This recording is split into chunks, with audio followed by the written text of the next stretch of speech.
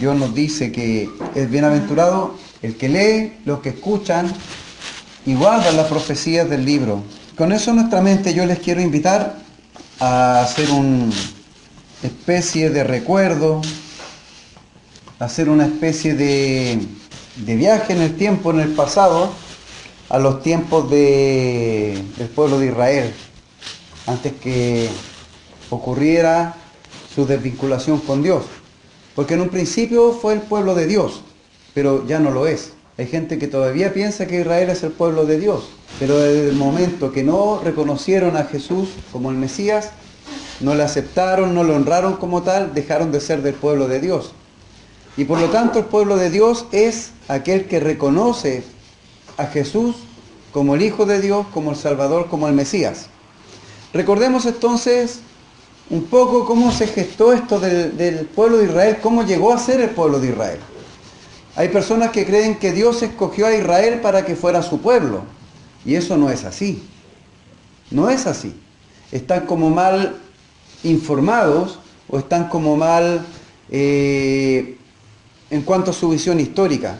Lo que Dios hizo fue escoger a una persona de entre el mundo para por medio de él formar un pueblo. No que había un pueblo formado y dijo ya, este pueblo es para mí. No que Dios dijo, este pueblo ya está constituido, va a ser mi pueblo. No. Dios cogió a un hombre, específicamente estamos hablando de Abraham, y le prometió que de él iba a ser una gran nación. Entonces, cuando comienza a multiplicarse la descendencia de Abraham, llega un minuto que, sin entrar a indagar en la historia, está este pueblo ya prosperado en cuanto a número, cautivo y esclavizado en Egipto. Recordemos que los egipcios esclavizaron al pueblo de Israel por temor a que proliferaran e hicieran una especie de guerra civil, por llamarle de alguna forma, y se tomaran el poder en Egipto. Entonces, por ese temor, Faraón, las principales autoridades de Egipto, sometieron al pueblo de Israel bajo esclavitud. Entonces, bajo esa perspectiva, llega y aparece Moisés en un pueblo que ya estaba siendo esclavo de los egipcios. En un pueblo que, como todo lo esclavo, era sometido a abuso, era sometido a trabajo muy forzado, y tanto que Dios dice que había escuchado la clamor del voz del pueblo. Había escuchado este clamor, y Dios, ¿qué es lo que hizo? Decidió intervenir. Y fíjense que aquí nace la historia y nace también el mensaje que lleva a esta mañana. Nosotros, hermanos, debemos entender lo siguiente. Primeramente, a Dios nada se le va de su visión espiritual. Él sabe, Él reconoce todo lo que afecta, todo lo que le pasa a la humanidad, a cada ser humano. El problema muchas veces es que nosotros como seres humanos no vemos la mano de Dios. Ese es el problema. Pero Dios ve lo que nos afecta y Dios nos quiere ayudar. Entonces, en esta perspectiva, Dios escucha el clamor del pueblo de Israel y decide intervenir. Y bueno, resumiendo un poco la historia, por medio de las plagas que ocurren en Egipto, por medio de Moisés, Dios libera al pueblo de Egipto. Y aquí nace algo que es importante, hermanos. Nace lo siguiente, que el pueblo de Israel vio la mano poderosa de Dios. El pueblo de Israel vio cómo Dios castigó a Egipto con plagas, lo vio. Y vio que de una forma sobrenatural todos fueron afectados por la mano de Dios, menos ¿quién? El pueblo de Israel. ¿Por qué? Porque era el pueblo de Dios. Ellos lo vieron. Ellos no podían decir, yo no lo vi. Después que el pueblo de Israel es liberado, va al desierto, Dios hace un pacto con ellos. Y el pueblo de Israel, por medio de sus líderes, dijeron en forma voluntaria, Moisés, habla tú con Dios, porque si nosotros escuchamos la voz de Dios, vamos a morir. Y todo lo que Dios diga, nosotros vamos a hacer. Voluntaria y en forma espontánea, el pueblo de Israel dijo eso en forma unánime. Dios no se lo pidió, ellos fueron en forma unánime, voluntaria y espontánea, dijeron, Moisés, lo que Dios diga, nosotros vamos a acatar. Ellos lo dijeron. Entonces tenemos primeramente, el pueblo de Israel vio la mano poderosa de Dios. Y segundo, ellos voluntariamente dijeron, lo que Dios diga, nosotros vamos a hacer. Pero nosotros no queremos volver a escuchar la voz de Dios. Habla tú con Él. Y tú nos comunicas lo que Dios diga. Y nosotros lo vamos a hacer. ¿Alguien presionó a Israel para esto? No, ellos fueron en forma espontánea, así. Se juntaron y dijeron, no queremos escuchar más la voz de Dios. Y sabemos que Dios habló después de eso a Israel por medio de Moisés, por medio de una ley, por medio de muchas señales, por medio de muchas formas. Y ellos vieron, hermanos, de día la columna de nube y de noche la columna de fuego. Vieron cómo Dios abrió el mar. Vieron cómo Dios después, como dice una alabanza, echó a la mar el carro de Faraón. Lo vieron. Vieron cómo de la nada Dios les proveyó alimento. ¿Y ellos dónde iban? Iban camino a Canaán. ¿Y qué pasó, hermanos, camino a Canaán? Su fe, su compromiso, lo que vieron, comenzó a desfallecer. Hermanos, muchas veces nosotros vemos en el mundo actual que charlatanes con señales, que podríamos decir con señales muy tontas, convencen a la gente. Entonces uno dice, ¿cómo no se convencieron con eso que vieron? Entonces nosotros vemos, hermanos, y en esto yo le invito a que veamos un poco el Número capítulo 14. Después de que el pueblo vagó un par de semanas y llega a Canaán. ¿Qué es lo que Dios dice? Envíen un representante de cada tribu para que vayan a inspeccionar la tierra. Y dice la Escritura que cuando estos volvieron con noticias buenas y malas. ¿Cuál es la noticia buena? No, es una tierra en gran manera productiva. Dice la Escritura que de repente 2 personas trajeron un racimo de uva, de lo próspera que era la tierra. Entre 2 personas. Esa era la buena noticia. Noticia buena, tierra próspera. Noticia mala, hay ejército. Hay mucha gente. Hay gente armada. Noticia mala, entonces, no vamos a poder tomar posesión de esta tierra. Entonces, ¿qué pasó ahí, hermanos, cuando nosotros vemos esa temática que se produce acá? Vemos primeramente de que estas personas, a pesar de que vieron toda la maravilla de Dios, no confiaban en Dios, confiaron en su poder. ¿Por qué? Porque ellos dijeron, no, nosotros somos débiles, andamos con niños, andamos con mujeres, andamos con nuestros enseres, con nuestro ganado, y vamos a morir acá. Y ocurre lo que acá vemos, porque estas personas que debían traer la información de cómo era la tierra, entregaron información que no se les pidió. ¿Qué información no se les pidió? Era decir si iban a poder tomar posesión de la tierra. Dios no le dijo que fueran a mirar si era posible tomar posesión o no. Dios los mandó a ver la tierra como era, para que ellos supieran la tierra que iban a tomar posesión y entraran con ganas a tomar posesión de ella. Pero para variar, el ser humano le pone un poco de su cosecha. O sea, la tierra es buena como Dios dice, pero no vamos a poder tomar posesión de ella. Y ocurre un altercado aquí, hermano, que este altercado a esa generación le provoca un antes y un después. En este altercado, el pueblo de Israel, de ahí en adelante, se produce un después, un quiebre muy fuerte con respecto a su relación con Dios, al que tenían antes. Dice versículo 1 en adelante, entonces toda la congregación gritó y dio voces, y el pueblo lloró aquella noche. Pregunta, hermano, ¿por qué lloró el pueblo? ¿Se han puesto a pensar?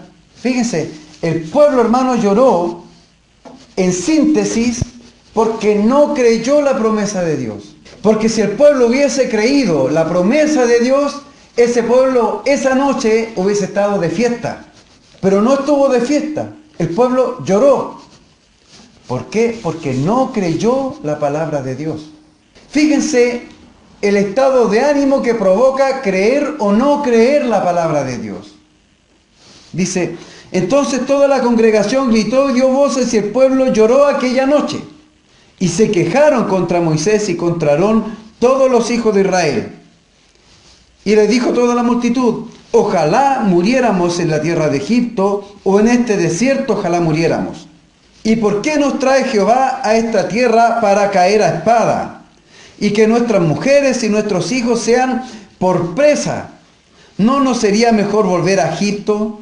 Y decía el uno al otro, designemos a un capitán y volvamos a Egipto. Entonces Moisés y Aarón se postraron sobre sus rostros delante de toda la multitud de la congregación de los hijos de Israel, y Josué, hijo de Nun, y Caleb, hijo de Jefone, que eran de los que habían reconocido la tierra, rompieron sus vestidos. Y hablaron a toda la congregación de los hijos de Israel, diciendo: la tierra por donde pasamos para reconocerla, es tierra en gran manera buena.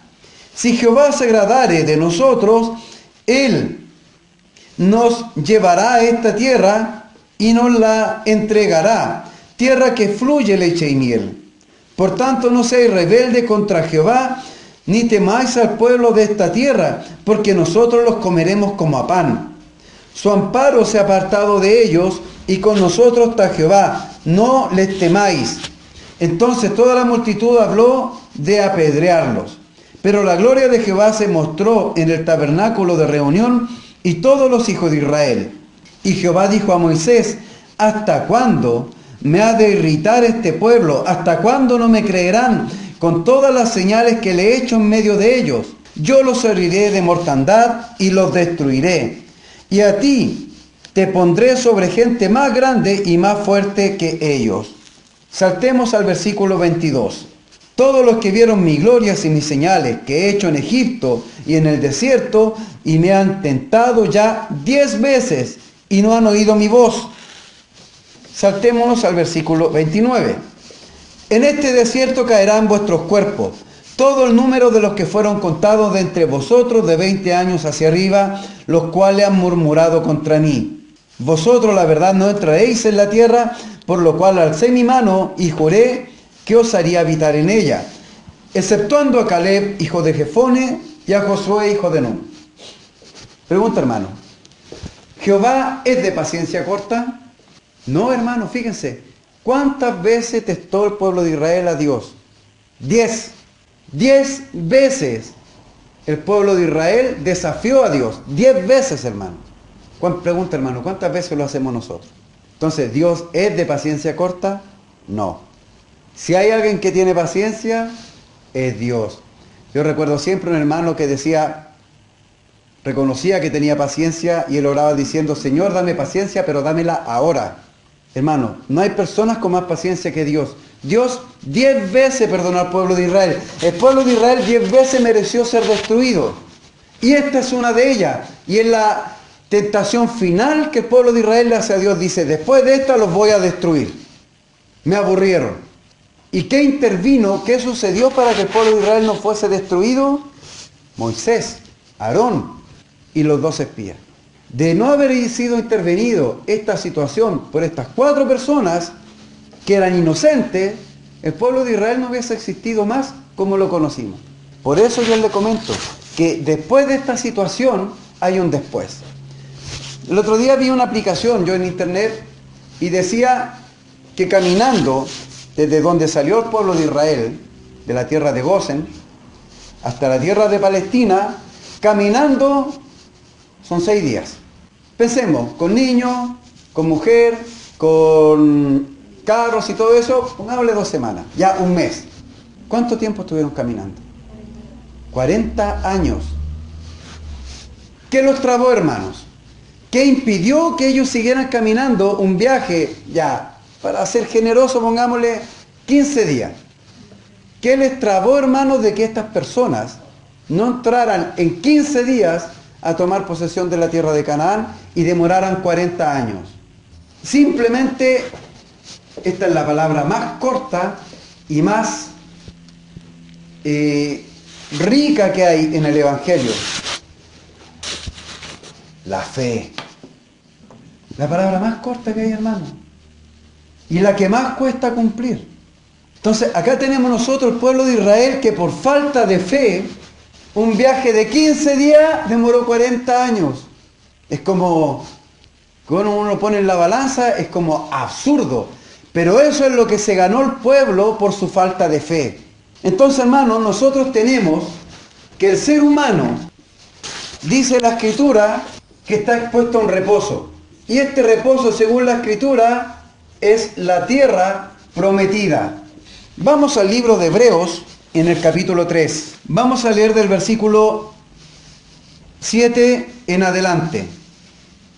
Hebreos capítulo 3, del versículo 7 en adelante, dice así: por lo cual, como dice el Espíritu Santo, si oyereis hoy su voz, no endurezcáis vuestro corazón, como en la provocación, en el día de la tentación en el desierto, donde me tentaron vuestros padres, me probaron y vieron mis obras 40 años, a causa de los cuales me disgusté contra esa generación y dije, siempre andan vagando en su corazón y no han conocido mis caminos. Por tanto, juré en mi ira, no entrarán en mi reposo. Mirad, hermanos, que no haya en ninguno de vosotros corazón malo de incredulidad para apartarse del Dios vivo. Antes, exhortaos los unos a los otros, cada día, entre tanto que se dice, hoy, para que ninguno de vosotros se endurezca por el engaño del pecado. Capítulo 4, versículo 1 en adelante. Temamos, pues, no sea que permaneciendo aún la promesa de entrar en su reposo, alguno de vosotros parezca no haberlo alcanzado. Porque también a nosotros se nos ha anunciado la buena nueva, como a ellos. Pero no les aprovechó el oír la palabra para no ir acompañada de fe en los que la oyeron. Porque los que hemos creído entramos en el reposo de la manera que dijo. Por tanto, juré en mi ira, no entrarán en mi reposo, aunque las obras suyas estaban acabadas desde la fundación del mundo. El pueblo de Israel, hermanos, se le prometió entrar a un reposo. ¿Y qué pasó con el pueblo de Israel? No entendió. Fíjense, nosotros también tenemos, dice aquí el texto en hebreo, un reposo prometido. Todo ser humano, hermanos, tiene prometido un reposo. Fíjese, el ser humano, hermanos, tiene prometido un reposo. Ese reposo es entrar a la tierra prometida. Pero este ser humano, para que entre al reposo, ¿tiene acceso directo? No. No todos los seres humanos van a entrar al reposo de Dios. ¿Qué es lo que dice el texto?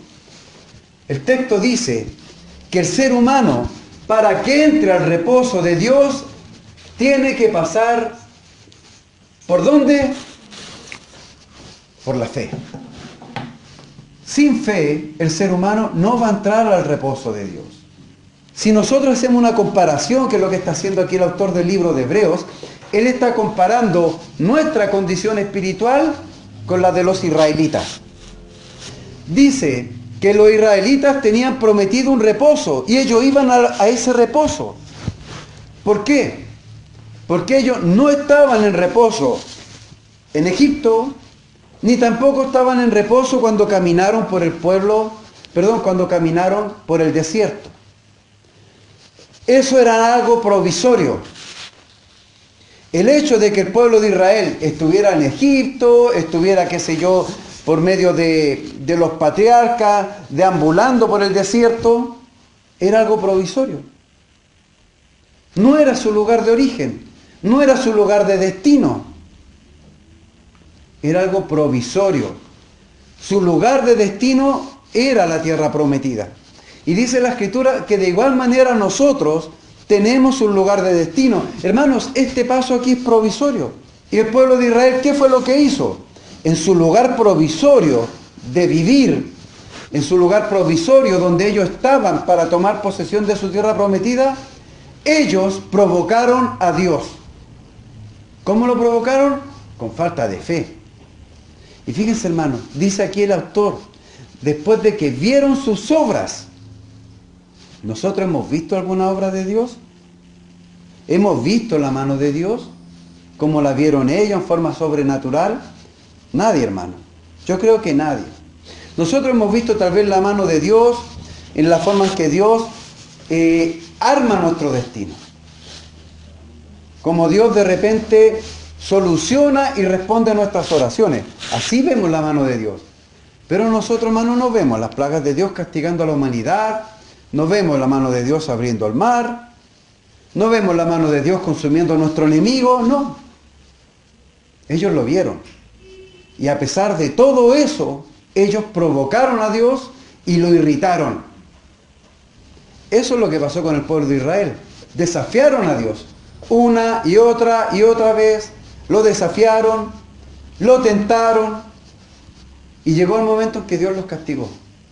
Y le dijeron, ustedes ese reposo no lo van a tomar. Y aquí comienza el autor de Hebreos a hacer una comparación para que nosotros meditemos, hermanos. Dice, ojo, por causa del pecado, hermanos, puede fallar nuestra fe. Y este reposo que Dios nos ha prometido, que es la tierra prometida, que es estar para siempre con Dios en los cielos, lo podemos perder. Hermanos, la falta de fe es provocación a Dios. La falta de fe es tentar a Dios. La falta de fe, hermanos, provoca que nosotros nos perdamos la tierra prometida. Muchas veces nosotros pensamos que venir acá de repente tenemos que dejar cosas. En invierno, dejar la comodidad de nuestra casa, calentita, muchas veces tomar locomoción o venir en vehículo, involucra un sacrificio. Para algunos más sacrificio que a otros. Cuando hay problemas de salud, cuando hay de repente otro tipo de problema económico, provoca una dificultad para ir a congregarse. Pero si venimos a congregarnos es porque creemos. Creemos en un Dios vivo, creemos en ese Dios de Israel que el pueblo no creyó, hermanos, a pesar que dio sus señales. Creemos que hay una vida eterna. Creemos que como hemos visto, hay un reposo, hermanos. Nosotros vamos a tener un reposo. Hay una tierra prometida para nosotros, que como dice Dios, hay que simplemente, ¿qué cosa hacer? Tomar posesión de ella. ¿Qué impide que tomemos posesión de nuestra herencia? ¿Qué impide, hermanos, de que el mundo tome posesión de su tierra prometida? ¿O acaso la tierra prometida es para algunos? ¿O acaso la tierra prometida que Dios nos tiene es solamente para un grupo seleccionado de Dios? Hay algunos que creen que estamos todos predestinados. Que si usted nació condenado, va a morir condenado. Y si usted nació salvo, va a morir salvo. Hay personas que predican eso. Pero hermano, la tierra prometida que Dios ha hecho para el cristiano, para el pueblo de Dios fiel, es infinita. El que quiere tomar posesión, ahí está. Y si alguien se la pierde, hermano, va a ser simplemente porque falló esto, la fe. Fíjense, hermanos, que el mundo cree, y esto es importante porque esto es verdad, el mundo cree que el ser humano puede tomar posesión de la tierra prometida así en forma directa, simplemente por nacer. Nace y se va a la tierra prometida. Pero esto, hermanos, esto es falso.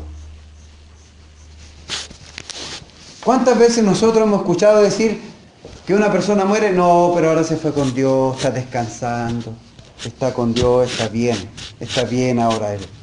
Dejó de sufrir. Hermano, esas personas lamentablemente no han leído la historia del rico y Lázaro. Dejó de sufrir en este mundo, pero entró en otro peor. Mejor hubiera seguido vivo. ¿Sabe por qué? Porque cuando hay vida hay esperanza. Pero la Escritura dice que está escrito para el hombre que muera una sola vez y después de esto, el juicio. Eso de que está descansando, de que sufrió, de que tenía una enfermedad, eso no es nada en comparación a la condenación. No es nada. Y uno dice, no, está descansando. Porque la gente cree esto, que la persona se muere y entra a la tierra prometida en forma directa. ¿Cuántas veces nos hemos escuchado decir, somos todos hijos de Dios? ¿Quién ha escuchado eso?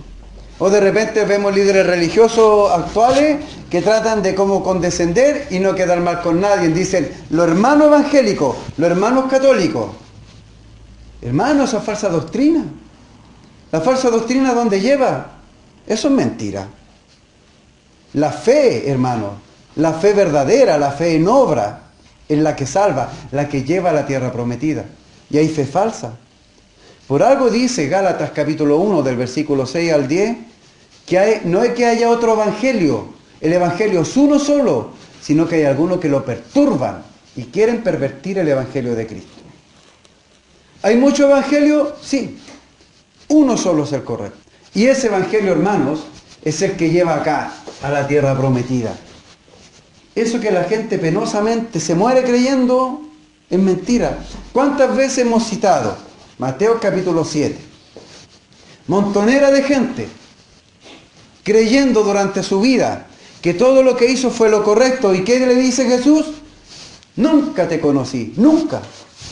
No como un cristiano que camina por un tiempo y después se aleja, porque ese fue conocido por Cristo un tiempo, pero después se alejó. Aquí estamos hablando de gente que toda su vida creyó que hacía lo correcto, pero Jesús dice, yo nunca te he conocido. Y gente que era muy activa. Lo que veníamos hablando, los hermanos evangélicos, los hermanos católicos, los hermanos testigos de Jehová, los hermanos mormones. Hay gente por no quedar mal con nadie, dice así. Y la otra vez estaba trabajo en un colegio de corte católico, y claramente dijo ahí el que estaba dirigiendo una ceremonia, dijo, nuestros hermanos evangélicos.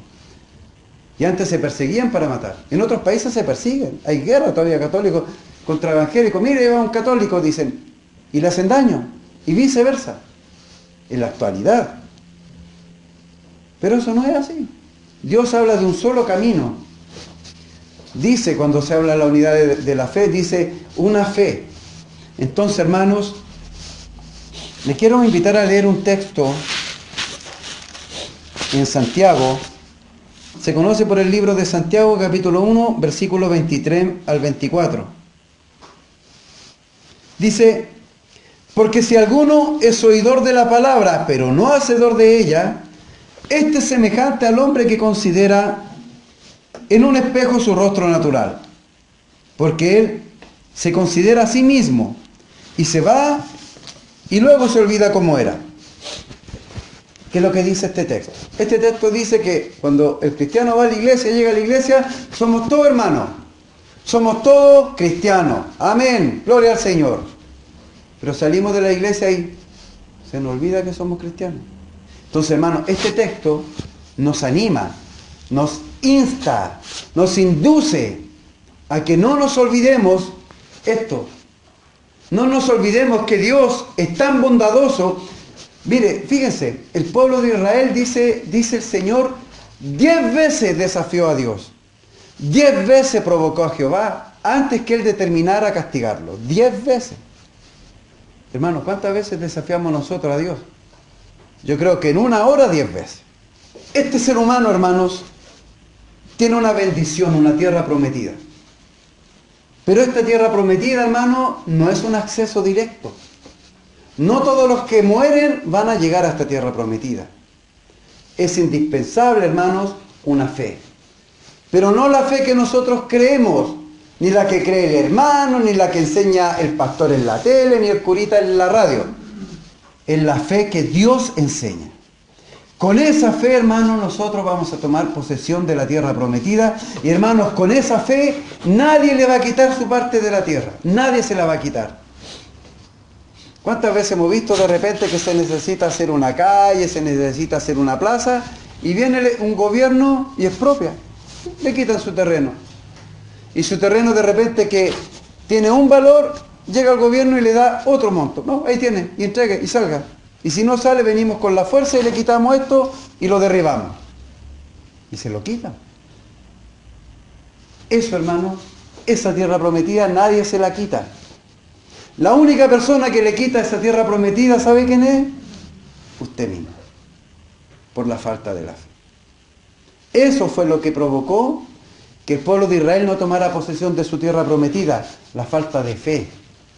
No es otra cosa. Ni siquiera le podemos echar la culpa a Satanás. No, que Satanás me tentó.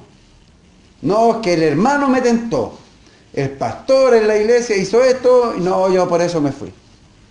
No, hermano, la única persona que le quita su parte de la tierra prometida es usted mismo. ¿A quién voy a culpar yo? A mí nomás. Hermanos, que el Señor nos siga bendiciendo y nosotros salgamos de aquí y cada día con victoria en nuestro corazón, porque nadie nos puede quitar esa parte. Que el Señor nos bendiga.